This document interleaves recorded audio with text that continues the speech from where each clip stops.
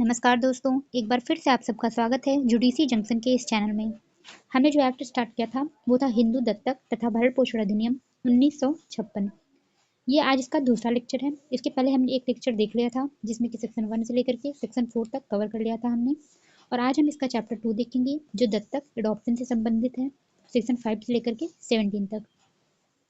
पहले वाले वीडियो अगर आपने नहीं देखी है तो एक बार आप जाके वो जरूर देख लें, और साथ ही साथ अपना पेयर एक्ट भी आप साथ में लेके बैठें ताकि चीज़ें समझने में आपको आसानी हो। तो पहले देखते हैं दत्तक का अर्थ क्या होता है। अंग्रेजी शब्द एडॉप्शन। एडॉप्शन का क्या अर्थ है? किसी को गोद लेना। ठीक है, तो एडॉप्शन का हिंदी में अर्थ है गोद लेने की प्रक्रिया। गोद लेने का मतलब है किसी बच्चे को कानूनी तौर पर अपना कर देखभाल करना। ठीक है, ऐसे तो बहुत लोग होते हैं, ऐसे संरक्षक होते हैं जो किसी बच्चे को देखभाल करते हैं, लेकिन अगर आप कानूनी तौर पर किसी को अपना कर उसकी देखभाल कर रहे हैं तो उसको बोला जाएगा एडॉप्शन। सेक्शन 5 देख लेते हैं इसका क्या है। दत्तक इस अध्याय द्वारा विनियमित होंगे। मतलब अगर किसी भी बच्चे का एडॉप्शन लिया जा रहा है, किसी भी बच्चे का दत्तक लिया जा रहा है, तो उसमें क्या शर्तें होंगी, उसके लिए क्या प्रावधान होंगे, वो इस अध्याय के धारा 5 से लेकर के 17 तक में जो प्रावधान बताया गया है उसी से रेगुलेट होगा वो। ठीक है, दत्तक अध्याय 2 के धारा 5 से 17 तक के प्रावधानों द्वारा विनियमित होंगे। और क्या दिया है इसमें, अध्याय 2 के प्रावधानों का उल्लंघन में किया गया कोई भी दत्तक शून्य होगा। अगर कोई भी यह जो प्रावधान दिया गया है उसके उल्लंघन में कोई कार्य करता है, उसके उल्लंघन में कोई दत्तक लेता है, तो ऐसे दत्तक को शून्य माना जाएगा।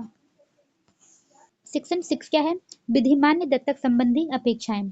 तो अगर कोई भी एक वैलिड एडॉप्शन आपको करना है तो उसके लिए क्या क्या शर्तें हो सकती हैं वो बताया गया है इसमें। इसके लिए निम्न शर्तें हैं। पहला है, दत्तक लेने वाला व्यक्ति दत्तक लेने की सामर्थ्य और अधिकार रखता हो। ठीक है, जैसे अगर कोई मेल किसी बच्चे को अडॉप्ट कर रहा है या कोई फीमेल किसी बच्चे को अडॉप्ट कर रही है तो उसके पास अधिकार हो बच्चे को अडॉप्ट करने का। इसकी बात किसमें बताई गई है, सेक्शन 7 और 8 में। सेक्शन 7 जब मेल को अडॉप्शन लेना है उसके संबंध में बताया गया है। 8 जब कोई फीमेल किसी बच्चे को अडॉप्ट करती है उसके संबंध में प्रावधान है। दूसरी शर्त क्या है, दत्तक देने वाला दत्तक देने का अधिकार रखता हो। ठीक है, जैसे कोई भी व्यक्ति है जब किसी बच्चे को वो दे रहा है किसी को अडॉप्शन के लिए, तो उसके पास अधिकार हो उस बच्चे को देने के लिए। ऐसा ना हो कोई अनजान ही किसी बच्चे को उठा के ऐसे दत्तक में दे रहा है। ठीक है, तो सेक्शन 9 में इसके बारे में प्रावधान है। तो इसमें 3 व्यक्ति आते हैं, माता, पिता या संरक्षक। यही 3 लोग हैं जो किसी बच्चे को दत्तक में दे सकते हैं। तीसरा क्या है, दत्तक लिया जाने वाला दत्तक लिए जाने योग्य हो। जैसे अगर किसी बच्चे का अडॉप्शन किया जा रहा है तो जो बच्चा है वो दत्तक लिए जाने के योग्य हो। ये बात बताई गई है सेक्शन 10 में। ऐसा नहीं होना चाहिए कोई बच्चा पहले से गोद लिया गया है आप उसको उठा के किसी को गोद दे दे रहे हैं। ठीक है, तो ऐसा नहीं होना चाहिए। तो सेक्शन 10 में बताया गया है कि दत्तक जिसको लिया जाना है उसकी क्या योग्यता होनी चाहिए। फोर्थ क्या है, इस अधिनियम के अधीन अन्य शर्तें पूरी की गई हों। ये सेक्शन 11 में बताया गया है कुछ अन्य शर्तें जिसको अडॉप्शन के लिए पूरा करना जरूरी है। पहला, इसमें दत्तक लेने वाला दत्तक लेने का सामर्थ्य रखता हो। इसमें दो दो चीजें बताई हैं, एक पुरुष के संबंध में बताया गया है, एक स्त्री के संबंध में। पुरुष कब दत्तक ले सकता है इसके संबंध में प्रावधान है सेक्शन 7 में। स्त्री कब दत्तक ले सकती है इसके बारे में प्रावधान है सेक्शन 8 में। चलिए देख लेते हैं कि करके दोनों। सेक्शन 7, पुरुष की दत्तक लेने की सामर्थ्य क्या है। इसमें पहली शर्त, अप्राप्त वय ना हो, मतलब वो मेजर होना चाहिए। देखिए आप किसी भी अगर एक्ट में देखेंगे किसी भी पर्पज के लिए, किसी भी पर्पज के लिए अगर मेजर की बात करें तो हमेशा 18 ईयर होती है। लेकिन जब आप आगे इसमें पढ़ेंगे तो इसमें ये बताया गया है कि जिस बच्चे का गोद लिया जा रहा है और जो गोद ले रहा है उसके बीच में एज डिफरेंस 21 वर्ष होनी चाहिए। तो आप यहाँ पे इससे अनुमान लगा सकते हैं कि यहाँ पे अप्राप्त वय का मतलब 18 वर्ष नहीं बल्कि 21 वर्ष है। दूसरा क्या है, स्वस्थ चित्त होना चाहिए, वो साउंड माइंड होना चाहिए, ऐसा नहीं कि कोई पागल हो। ठीक है, ऐसा नहीं होना चाहिए। तीसरा क्या है, हिंदू होना चाहिए। यहाँ पे बात हिंदू अडॉप्शन की गई है तो जो लेने वाला व्यक्ति है वो भी हिंदू ही होना चाहिए, यही बात बताई गई है। फोर्थ क्या है, यदि विवाहित है तो पत्नी की सहमति से। अगर वो शादीशुदा है तो हाँ पत्नी की सहमति आवश्यक है, लेकिन कुछ परिस्थितियों में पत्नी की सहमति आवश्यक नहीं होती। कब, वो देख लेते हैं। पहला है, जब पत्नी जीवित ना हो। जब पत्नी जीवित ही नहीं है तो सहमति देने की कोई बात ही नहीं है। दूसरा क्या है, संसार का पूर्ण त्याग कर दिया हो। इसका मतलब सन्यासी हो जाना। अगर पत्नी सन्यासी हो गई है तो उस स्थिति में उसकी सहमति लेनी आवश्यक नहीं है। तीसरा क्या है, हिंदू न रह गई हो। अगर पत्नी ने अपना धर्म परिवर्तन कर लिया है तो उस स्थिति में भी सहमति लेनी आवश्यक नहीं है। फोर्थ क्या है, सक्षम न्यायालय द्वारा विकृत चित्त घोषित कर दिया गया हो। यहाँ पे एक बात ध्यान रखनी है आपको कि जिस न्यायालय ने उसको विकृत चित्त घोषित किया है वो सक्षम होना चाहिए, वो कॉम्पिटेंट होना चाहिए। यहाँ पे एक स्पष्टीकरण दिया हुआ है। जब एक से अधिक पत्नियां हों तब सबकी सहमति आवश्यक है। अब एक से अधिक पत्नियां के आप ये सोचेंगे कि एक से अधिक पत्नियां जिसकी होंगी तो वो द्विविवाह विवाह के लिए दोषी हो जाएगा, लेकिन यहाँ पे इसलिए बताया गया है क्योंकि जब हिंदू विवाह अधिनियम 1955 नहीं आया था, उसके पहले तो 2 शादियां 3 शादियां होती थी। तो अगर पहले की जो विवाह हो चुके हैं वो एक्ट आने के बाद तो शून्य हो नहीं जाएगा। तो अगर पहले किसी की एक से अधिक पत्नियां थी, अगर ये एक्ट आने के बाद वो किसी का गोद ले रहा है तो उसमें जो है सबकी सहमति आवश्यक है। केसेस है इसमें, एक केस है घीसालाल वर्सेस धापूबाई 2011 का केस है ये। इसमें क्या बताया गया, धारा 7 के स्पष्टीकरण के अंतर्गत जो स्पष्टीकरण दिया हुआ था वहां पे जो पत्नी की सहमति है वो या तो लिखित में होनी चाहिए या तो उसके कृत्य से ऐसा मालूम हो, ऐसा वो सकारात्मक कृत्य करे, ऐसा लगे कि हाँ वो बच्चे को अडॉप्ट करना चाहती है, उसके लिए सहमति उसकी है, ऐसा लगना चाहिए, उसके कंडक्ट से ऐसा लगना चाहिए। ठीक है। सेक्शन 8, स्त्री की दत्तक लेने की सामर्थ्य, जैसे पुरुष की दत्तक लेने की सामर्थ्य सेक्शन 7 में थी, सेम वही प्रोविजन यहाँ सेक्शन 8 में स्त्री के लिए है। पहला है अप्राप्त वय ना हो, मतलब एज जो है वो 21 वर्ष होनी चाहिए। दूसरा है स्वस्थ चित्त हो। तीसरा है हिंदू होनी चाहिए वो। फोर्थ क्या है, यदि विवाहित है तो पति की सहमति से। लेकिन यहाँ भी कुछ ऐसी परिस्थितियां होंगी जिसमें पति की सहमति आवश्यक नहीं है। वो क्या है, वैसे जैसे सेम पुरुष में बताया गया था कि पत्नी की सहमति आवश्यक नहीं है, वैसे इसमें भी सेम ही है। जब पति जीवित ना हो, पति ने पूर्ण रूप से संसार का त्याग कर दिया हो, वो सन्यासी बन गया हो, तो वहां पे सहमति लेने की आवश्यकता नहीं है। तीसरा क्या है, हिंदू न रह गया हो। और चौथा, इसमें वही बात है कि सक्षम न्यायालय द्वारा, एक मिनट, सक्षम न्यायालय द्वारा विकृचित घोषित कर दिया गया हो। कैसे, यहाँ भी एक दूनी चंद्र बनाम परशुराम, इसमें क्या बताया गया कि एक अविवाहित स्त्री और एक तलाकशुदा स्त्री बच्चे को दत्तक ले सकती है। इसकी बात आगे आएगी अभी, पर एक केस में भी बताया गया। सेक्शन 9, दत्तक देने के लिए सक्षम व्यक्ति, किसी बच्चे का दत्तक कौन कौन दे सकता है उसके बारे में बताया गया है। पहला है इसमें सक्षम, कौन कौन सक्षम होगा, पिता या माता और संरक्षक, यही 3 लोग हैं जो किसी बच्चे को दत्तक में दे सकते हैं। दूसरा क्या है, पिता या माता को दत्तक में पुत्र या पुत्री को देने का समान अधिकार है। ठीक है, चाहे वो पिता हो या माता हो, चाहे दत्तक में पुत्र को देना हो या पुत्री को, तो जो ये माता पिता हैं इनका समान अधिकार है, ये किसी पुत्र या पुत्री को दत्तक में दे सकते हैं। अपने बच्चों को गोद लेने के लिए दोनों की सहमति आवश्यक है। यहाँ होगा देने के लिए, यदि कोई पिता अपने बच्चे को गोद में दे रहा है तो माता की सहमति आवश्यक है, अगर माता बच्चे को गोद में दे रही है तो पिता की सहमति आवश्यक है। लेकिन यहाँ भी कुछ स्थितियों में सहमति आवश्यक नहीं है, वो देख लेते हैं। पहला है संसार का पूर्ण और अंतिम रूप से त्याग कर दिया हो। ठीक है, इसमें अगर पति दे रहा है तो पत्नी की बात की गई है, अगर पत्नी दे रही है तो पति की बात की गई है। तो संसार का पूर्ण और अंतिम रूप से अगर त्याग कर दिया हो, अगर सन्यासी बन गया हो पति या पत्नी सन्यासी बन गई हो, तो वहां पत्नी या पति की सहमति की आवश्यकता नहीं है। दूसरा क्या है, हिंदू न रह गए हों। तीसरा क्या है, सक्षम अधिकारिता वाले न्यायालय ने विकृत चित्त घोषित कर दिया है, उस स्थिति में सहमति लेने की आवश्यकता नहीं है। इसका सब सेक्शन 3 जो कि रिपील हो चुका है, निर्दिष्ट हो चुका है, इसको खत्म किया जा चुका है। संरक्षक दत्तक कब दे सकता है, अब माता पिता तो चाहे जब वो दे सकते हैं, लेकिन संरक्षक कब दत्तक दे सकता है इसके बारे में क्या बताया गया है, कब दे सकता है वो। पहला है जब माता पिता दोनों जीवित ना हो, जब माता और पिता जीवित नहीं है तब संरक्षक दत्तक दे सकता है। दूसरा है संसार का त्याग कर दिया हो, सन्यासी हो चुके हों। तीसरा है अपत्य का त्याग कर दिया हो, जो बच्चा है उसको उन्होंने त्याग दिया हो। फोर्थ क्या है, सक्षम अधिकारिता वाले न्यायालय द्वारा विकृत चित्त घोषित कर दिया हो। यहाँ पर क्या देखना है आपको, सक्षम अधिकारिता वाले, जिस न्यायालय ने विकृत चित्त घोषित किया है उसके पास ये अधिकारिता होनी चाहिए कि वो ऐसी ऐसी जो है वो घोषणा वो कर सकता है। फिफ्थ क्या है, अपत्य की जनकता ज्ञात न हो, अगर जो चाइल्ड है उसको पता ही नहीं है कि उसके माता पिता कौन है, उस स्थिति में भी जो उसकी देखरेख कर रहा है, जो उसका संरक्षक है, वो उसको दत्तक में दे सकता है। संरक्षक है वो किन व्यक्तियों को किसी बच्चे को दत्तक में दे सकता है, तो पहला है स्वयं को, दूसरा है किसी अन्य व्यक्ति को। अब स्वयं को देने का क्या मतलब है, जैसे कोई कोई गार्जियन है वो किसी बच्चे की देखरेख कर रहे हैं, लेकिन कानूनी रूप से उन्होंने उसको अपनाया नहीं है, कानूनी रूप से उसको अडॉप्ट करने के लिए उनको स्वयं को दत्तक देना पड़ेगा। उपधारा 5 क्या है इसमें, न्यायालय अनुमति देते समय क्या क्या ध्यान रखेगा। न्यायालय जब कोई दत्तक के लिए अनुमति देता है तो वो किन बातों का ध्यान रखेगा ये बताया गया है। पहला है बच्चे की आयु, मतलब जैसे ये है ना कि जैसे जो दत्तक ग्रहण कर रहा है और जो जिसका दत्तक दिया जाना है, उन दोनों के बीच में एज डिफरेंस जो है वो 21 वर्ष होनी चाहिए, तो इसलिए बच्चों की आयु देखना भी जरूरी है। दूसरा है समझने की शक्ति। तीसरा है इच्छा, बच्चे का इच्छा देखा जाएगा कि वो उस व्यक्ति के पास रहना चाहता है कि नहीं जाना चाहता। फोर्थ क्या है बच्चे का कल्याण। और फिफ्थ क्या है प्रतिफल जो न्यायालय निर्धारित करे। किसी बच्चे को अडॉप्शन में देने के लिए कोई भी प्रतिफल निर्धारित नहीं किया जाएगा। अगर कोई भी ऐसा प्रतिफल निर्धारित करता है तो वो शून्य माना जाएगा। लेकिन एक स्थिति है जिसमें प्रतिफल निर्धारित की जा सकती है, अगर वो न्यायालय निर्धारित करे तब।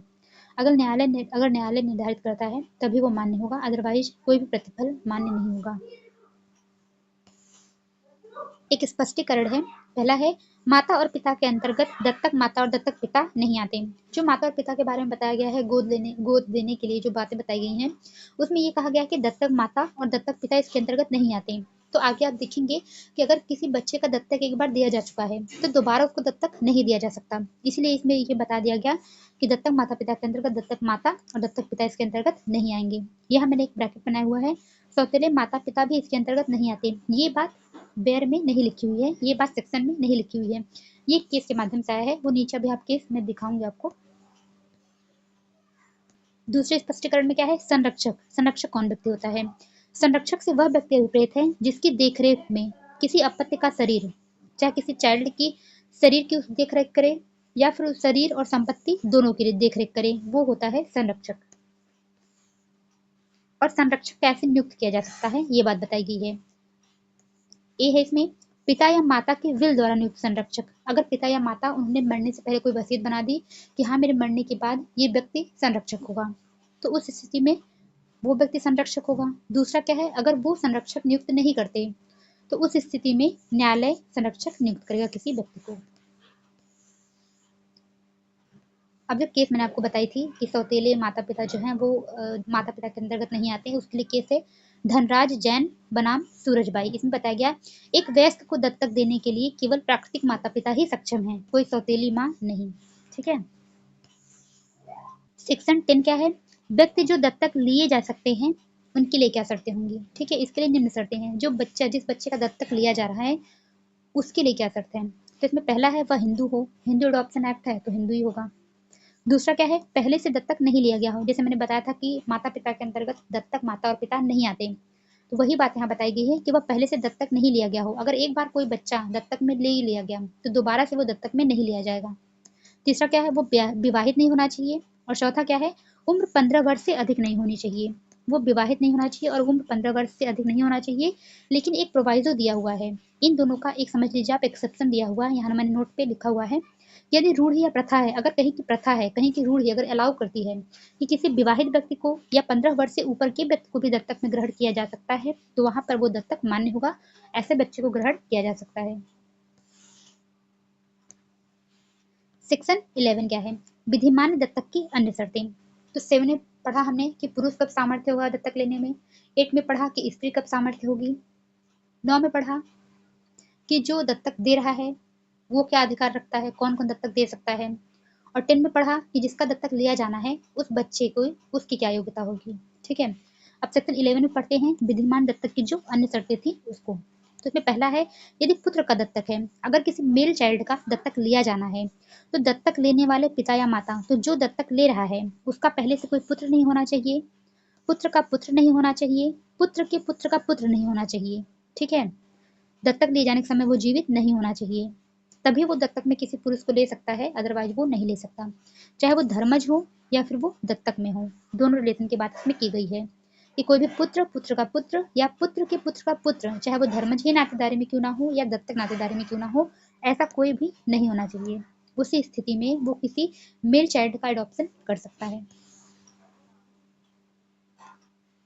दूसरा क्या है यदि पुत्री का दत्तक है, अगर किसी फीमेल चाइल्ड का दत्तक लिया जाना है इस स्थिति में क्या होगा। इसमें है दत्तक लेने वाले पिता या माता जो दत्तक ले रहा है किसी पुत्री का, उसकी पहले से कोई पुत्री नहीं होनी चाहिए या फिर पुत्र की पुत्री नहीं होनी चाहिए। ठीक है, चाहे वो धर्मज हो या दत्तक हो। तीसरा क्या है दत्तक नारी का, अगर किसी फीमेल चाइल्ड का दत्तक लिया जा रहा है किसी मेल द्वारा, ठीक है, तो पिता की आयु जो होगी वो कम से कम वो 21 वर्ष बड़ा होना चाहिए, मतलब दोनों के बीच में एज डिफरेंस 21 वर्ष होनी चाहिए। फोर्थ क्या है अगर दत्तक पुरुष करे जाना है, अगर कोई मेल चाइल्ड है उसको किसी फीमेल द्वारा दत्तक लिया जाना है तो दोनों के बीच में एज डिफरेंस 21 वर्ष होनी चाहिए। फिफ्थ क्या है इसमें, एक ही बच्चा दो व्यक्ति द्वारा एक साथ दत्तक नहीं लिया जा सकता। एक बच्चा एक ही बार दत्तक लिया जाएगा, दो बार दो लोग मतलब दो लोग एक साथ उसको दत्तक नहीं ले सकते। सिक्स क्या है, दत्तक में लेना और देना होना चाहिए। देने और लेने की मतलब प्रक्रिया जो है वो होनी चाहिए। जैसे मान लीजिए कोई भी नेचुरल फैमिली है, वो किसी बच्चे को देगी, कहाँ पे देगी, तो ये देंगे, और इसकी अडॉप्टेड फैमिली है वो लेगी, तो यहाँ देने और लेने की प्रक्रिया हो रही है। अब अगर मान लीजिए किसी के नेचुरल फैमिली नहीं है, नेचुरल फैमिली मतलब जहाँ वो जन्म लिया हो, तो ठीक है, तो अगर मान लीजिए कि उसको पता ही नहीं कि उसने कहाँ जन्म लिया था, या उसको पता ही नहीं है कि उसके माता पिता ने उसको त्याग कर दिया है, तो यहाँ दिया है कि यदि अपत्य परित्यक्त किया गया हो, मतलब उसके माता पिता ने त्याग कर दिया हो, या उसकी अपत्य की जनकता का ज्ञान न हो, उसको पता ही नहीं हो कि उसके माता पिता कौन है, उस स्थिति में देने और लेने की क्या प्रक्रिया होगी। तो जहाँ पर वह पला हो वहां से देने की प्रक्रिया होगी, और जो उसको ले रहा है वहां पर लेने की प्रक्रिया होगी। तो जहाँ वह पला है वहां से वो जाएगा एडॉप्टेड फैमिली में। केस है जोगिंदर मांझी वर्सेस बलियर सिंह, 2007 का है, उड़ीसा का। ठीक है, इसमें क्या बताया गया, बालक को समारोह में लेना और देना आवश्यक है।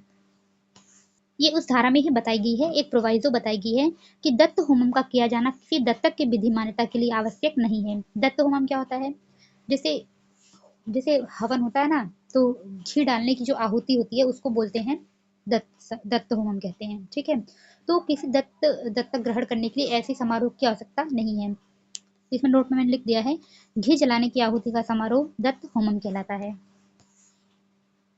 केस है इसमें सीताबाई वर्सेस रामचंद्र, 1970 का केस है, सुप्रीम कोर्ट का। इसमें क्या कहा गया, विधवा द्वारा दत्तक लिया गया पुत्र केवल उसका पुत्र ही नहीं होगा, बल्कि विधवा के मृतक पति का भी पुत्र होगा।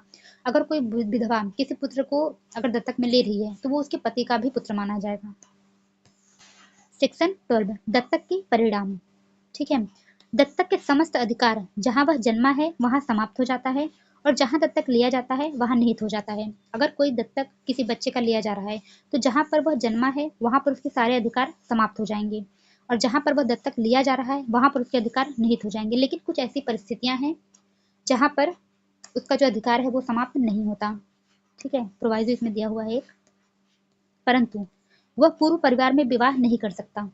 भले से उसका दत्तक लिया जा रहा है, मतलब ले लिया गया, उसके सारे अधिकार खत्म हो गए वहां से, लेकिन फिर भी वो पूर्व परिवार में विवाह नहीं कर सकता। दूसरा क्या है, संपत्ति जो उसमें पहले से निहित थी वह बनी रहेगी। अगर कोई ऐसी संपत्ति है जो दत्तक दिए जाने के पहले उसमें निहित हो चुकी थी, तो वो बनी रहेगी, वो खत्म नहीं होगी। तीसरी बात क्या है, जहां दत्तक ग्रहण किया जा रहा है, मतलब जिस फैमिली में उसका दत्तक ग्रहण किया जा रहा है, अगर उस फैमिली में दत्तक ग्रहण किए जाने से पहले कोई अधिकार किसी दूसरे व्यक्ति में निहित हो गए थे, वो अधिकार निर्धारित नहीं होंगे। ठीक है, इसको बोलते हैं रिलेशन बैक थ्योरी। एक बार फिर समझ लीजिए आप, जहां पर उसका दत्तक जिस फैमिली में उसको अडॉप्ट किया गया, ठीक है, अगर वहां का कोई अधिकार किसी दूसरे व्यक्ति में पहले से निहित हो गया, तो दत्तक ग्रहण करने के बाद ये नहीं बोल सकता कि नहीं नहीं इसमें मेरा अधिकार था, या ये अधिकार से उनको उसमें निहित हो गया, वो मेरे में होना चाहिए था, ऐसा वो नहीं बोल सकता। ठीक है, सेक्शन 13, दत्तक जनकों का अपनी संपत्तियों के बयान का अधिकार। जो दत्तक माता और पिता हैं, वो अपनी संपत्ति को बयान कहीं कर सकते हैं कि नहीं, उनको कहीं ट्रांसफर कर सकते हैं कि नहीं, किसी को दे सकते हैं कि नहीं, इसकी बात की गई है। तो दत्तक माता या पिता अपनी संपत्ति को जीवित रहते हुए वसीयत द्वारा किसी व्यक्ति को दान कर सकते हैं। ठीक है, कोई जो दत्तक माता पिता हैं वो वसीयत द्वारा किसी अन्य को अपनी संपत्ति दान कर सकते हैं। जो दत्तक है उनको इस अधिकार से वो रोक नहीं सकता कि नहीं आप इसको दान नहीं कर सकते, या फिर आप इसका वसीयत नहीं कर सकते। यह है, दत्तक पुत्र या पुत्री के पास अपने दत्तक पिता या माता को उनकी संपत्ति के बयान के अधिकार से वंचित करने की कोई शक्ति नहीं होगी। वो किसी भी स्थिति में अपने माता पिता को उस शक्ति से वंचित नहीं कर सकते।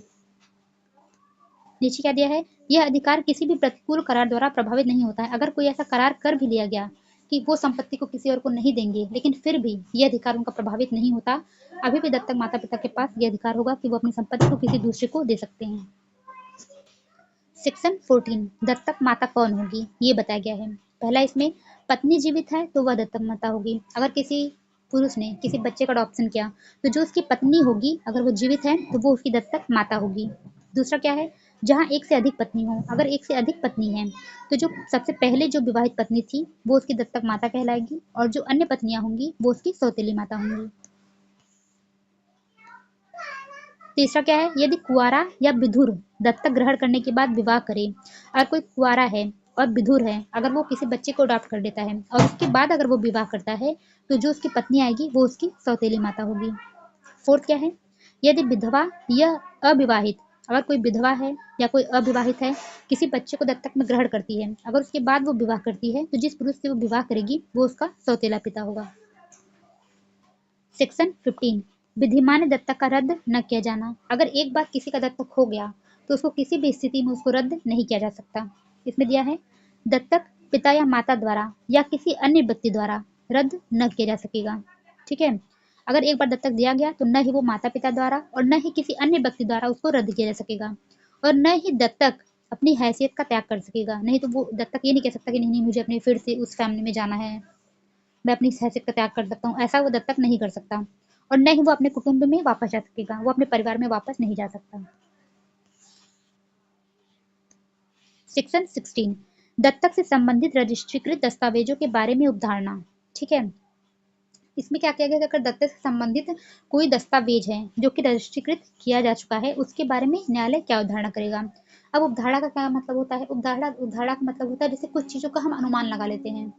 जैसे अगर मतलब जैसे अगर कोई संपत्ति किसी की खो गई और अगर किसी व्यक्ति के कब्जे में वो पाई जा रही है, अब भले से उसको किसी ने बेचा हो या उसको कहीं से गिरा हुआ मिला हो, लेकिन अगर हम उसके बारे में देख रहे हैं तो हम पहले क्या अनुमान लगाएंगे, हम यही अवधारणा करेंगे कि इसने चोरी किया होगा। ठीक है, तो ऐसे ही कुछ अवधारणा के बारे में यहाँ बताया गया है। तो क्या है इसमें, यदि कोई दस्तावेज दत्तक ग्रहण से संबंधित है और उस पर पक्षकारों के हस्ताक्षर हैं, ठीक है, जिसने दिया उसका हस्ताक्षर और जिसने दत्तक लिया उसका हस्ताक्षर है, तो उसे किसी न्यायालय के समक्ष पेश किया गया है तो न्यायालय यह अवधारणा करेगा, न्यायालय उसको मानने के लिए बाध्य होगा कि हाँ विधिमान्य दत्तक की शर्तें पूरी कर दी गई हैं। भले से इसका खंडन करने के लिए कोई दूसरा साक्ष्य दिया जा सके, लेकिन न्यायालय यही मान के चलेगा कि शर्तें सभी पूरी कर दी गई थी। सेक्शन 17, कुछ संदायों का प्रतिषेध। ठीक है, वही मैंने जो बोला था कि प्रतिफल जो है वो कोई नहीं दे सकता, इसके लिए उसी की बात की गई यहाँ पर। पहला इसमें, किसी व्यक्ति के दत्तक के प्रतिफल स्वरूप न तो कोई संदाय होगा, ना इनाम होगा और ना ही कोई करार होगा। ठीक है, दत्तक अगर कोई किसी को व्यक्ति को दे रहा है तो वहाँ पर कोई प्रतिफल नहीं दिया जाएगा, कोई वहाँ पे उसका पैसा नहीं दिया जाएगा, ना ही कोई इनाम दिया जाएगा और ना ही कोई करार किया जाएगा इसके संबंध में कि दत्तक दिए जाने के बाद ऐसे कुछ पैसा देना है या फिर कोई इनाम देना है, ऐसा कुछ भी नहीं किया जाने वाला है। उपधारा 2 क्या है उसका, 17 का उपधारा 2, उपधारा 1 के उपबंधों का उल्लंघन करने पर अगर कोई भी ऐसा इनाम देता है, इनाम रखता है या फिर कोई भी अगर इसके लिए पैसे मांगता है तो वह 6 वर्ष तक के कारावास से दंडित किया जाएगा और या तो जुर्माने से या फिर दोनों से। तीसरा क्या है, उपधारा 3 है इसका, इस धारा के अधीन अभियोजन, अगर इस धारा जैसे जो इनाम की बात की गई, जो प्रतिफल की बात की गई, अगर इसके संबंध में कोई अभियोजन चलाया जाता है तो राज्य सरकार या उसके द्वारा प्राधिकृत अधिकारी की अनुमति की तथा पूर्व मंजूरी के बिना संसित नहीं किया जाएगा। या तो उसमें राज्य सरकार की अनुमति ली जाएगी या तो राज्य सरकार के द्वारा कोई प्राधिकृत अधिकारी है उसकी अनुमति ली जाएगी और उसकी पूर्व मंजूरी ली जाएगी, उसके बाद ही ऐसा कोई जो है अभियोजन वो संसित किया जाएगा, वैसे वो संचित नहीं किया जा सकता। ठीक है, तो आज हमने चैप्टर 2 कंप्लीट कर लिया है जो कि था सेक्शन 5 से लेकर के सेक्शन 17 तक। अब इसके नेक्स्ट वीडियो में हम चैप्टर 3 देखेंगे और चैप्टर 4 देखेंगे। ठीक है, जिसमें कि सेक्शन 18 से लेकर के 30 तक पूरा कवर करा दूंगी और साथ ही साथ ये जो है एक्ट खत्म हो जाएगा। तो उम्मीद करती हूँ मैं आपको कि आपको समझ आया होगा, क्योंकि मैंने बहुत ही सिंपल तरीके से और एक नोट्स के फॉर्म में आपको समझाया है। ठीक है, थैंक यू।